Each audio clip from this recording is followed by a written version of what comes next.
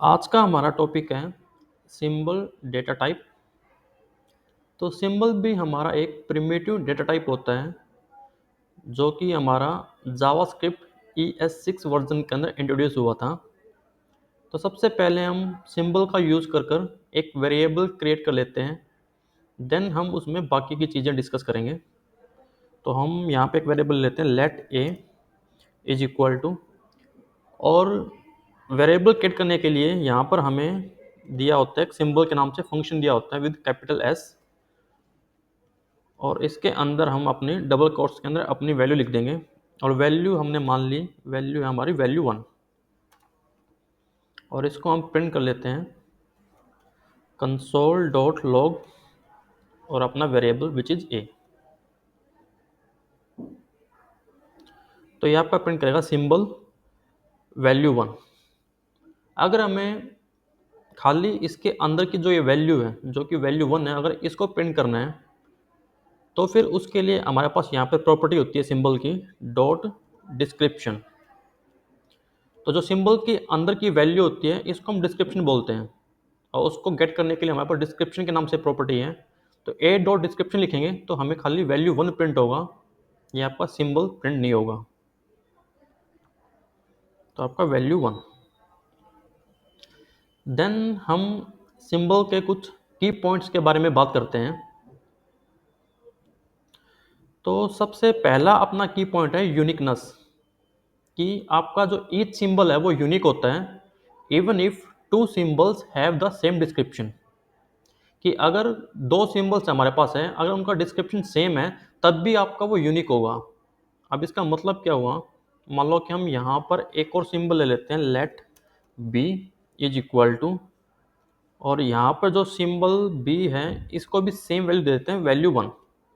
तो ए अपना जो सिंबल है उसका डिस्क्रिप्शन भी वैल्यू 1 है, और अपना जो बी है उसका डिस्क्रिप्शन भी वैल्यू 1 है। इवन दो कि दोनों का डिस्क्रिप्शन सेम है, स्टिल आपके जो ये दोनों सिंबल है वो आपके डिफरेंट होंगे एंड यूनिक होंगे। अगर हम यहाँ पर ए और बी को आपस में कंपेयर करें, ए इज इक्वल टू बी, तो आपका ये फॉल्स देगा। तो आपका देखो फॉल्स आ रहा है। तो आपके जो सिंबल्स होते हैं वो आपके यूनिक होते हैं, कभी भी दो सिंबल है वो सेम नहीं होंगे इवन दो कि दोनों का डिस्क्रिप्शन सेम है। दिस इज द फर्स्ट की पॉइंट। देन सेकंड अपना जो की पॉइंट है वो है इम्यूटेबिलिटी। कि इम्यूटेबिलिटी का मतलब है कि अगर हमने एक बार कोई सिंबल क्रिएट कर लिया देन हम उसकी वैल्यू को चेंज या मॉडिफाई नहीं कर सकते हैं। अब मान लो कि हमने एक सिंबल ए लिया जिसकी वैल्यू आपकी या बोल दो डिस्क्रिप्शन वैल्यू 1 है, अगर हम इसको मॉडिफाई करना चाहें हम यहाँ पर लिखें A dot description is equal to, और हम इसका डिस्क्रिप्शन वैल्यू 1 की जगह ABC करें, और उसके बाद फिर से हम प्रिंट करें कंसोल डॉट लॉग ए डॉट डिस्क्रिप्शन। तो अभी भी आपका जो इसका डिस्क्रिप्शन है वो वैल्यू 1 ही आएगा, इसकी वैल्यू है वो ABC नहीं होगी। तो देखो ये आपका वैल्यू 1 ही प्रिंट कर रहे हैं। तो आपके जो सिंबल होते हैं वो इम्यूटेबल होते हैं, हम उनकी वैल्यू को मॉडिफाई नहीं कर सकते। दिस इज द सेकंड की पॉइंट। देन थर्ड हमारा है कि हम अपने जो सिंबल्स हैं उनको ऑब्जेक्ट के अंदर भी यूज़ कर सकते हैं, और हम इनको ऑब्जेक्ट के अंदर एज ए की यूज़ करेंगे। अब उसका बेनिफिट क्या है कि symbols can be use as keys for object properties ensuring that these properties do not clash with other properties. कि अगर हम इनको ऑब्जेक्ट के अंदर एज ए की यूज करेंगे तो अगर कोई दो प्रॉपर्टी है अगर उनका नाम सेम है तब भी वो आपस में एक दूसरे के साथ क्लैश नहीं करेंगे। अब इसको कोड करके समझ लेते हैं। हम यहाँ पर एक ऑब्जेक्ट क्रिएट कर लेते हैं लेट पर्सन, और यहाँ पर हम एक सिंबल ले लेते हैं, एक ले लिया हमने symbol 1 is equal to symbol, और हमने इसका डिस्क्रिप्शन दे दिया दिस इज एन आईडी,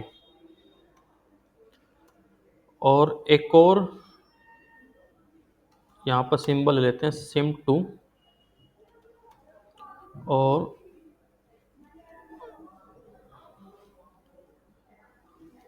इसका भी डिस्क्रिप्शन ले लेते हैं आईडी।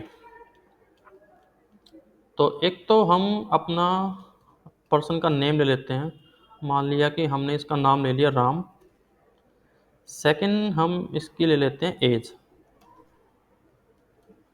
25 और हम इसके अंदर अब हम ये सिम1 और सिम2 जो कि अपने दो सिंबल है, दोनों का डिस्क्रिप्शन आपका सेम है आईडी आईडी, तब भी यहाँ पर कोई नेमिंग कोलिजन नहीं होगा, इवन दो दोनों का डिस्क्रिप्शन सेम है।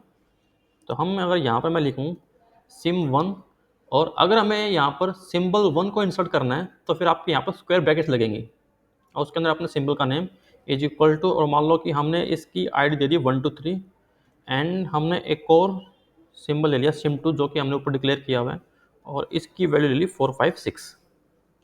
तो इवन दो कि अपना दो सिंबल का जो डिस्क्रिप्शन है सेम है, तब भी यहाँ पर कोई नेमिंग कोलिजन नहीं होगा, ये दोनों यूनिक ही होंगे। और हम यहाँ पर अगर एक्सेस करें console.log पर्सन को प्रिंट करें,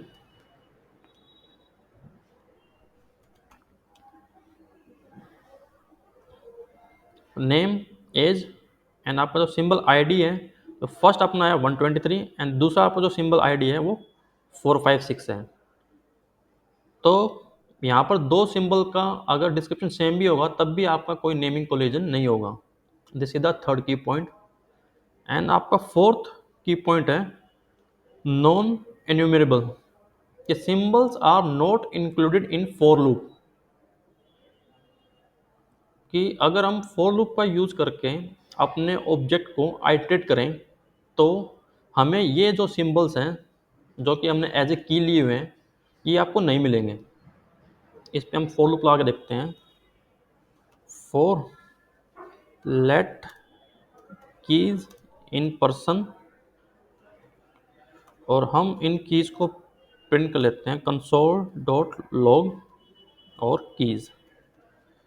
तो ये लूप क्या करेगा आपका कि अपना पर्सनल ऑब्जेक्ट में से एक एक की को उठा के हमें कीज़ नाम के वेरिएबल में स्टोर करेगा। तो हमें फर्स्ट टाइम मिलेगा नेम देन एज, तो यहाँ पर नेम और एज दो ही मिलेंगे, आपके ये जो लास्ट के टू अपने जो सिंबल्स है वो आपको नहीं मिलेंगे। तो सिंबल्स आपके फॉर लूप के थ्रू आइटरेट नहीं होते हैं। तो आपको देखो नेम और एज मिल रहा है।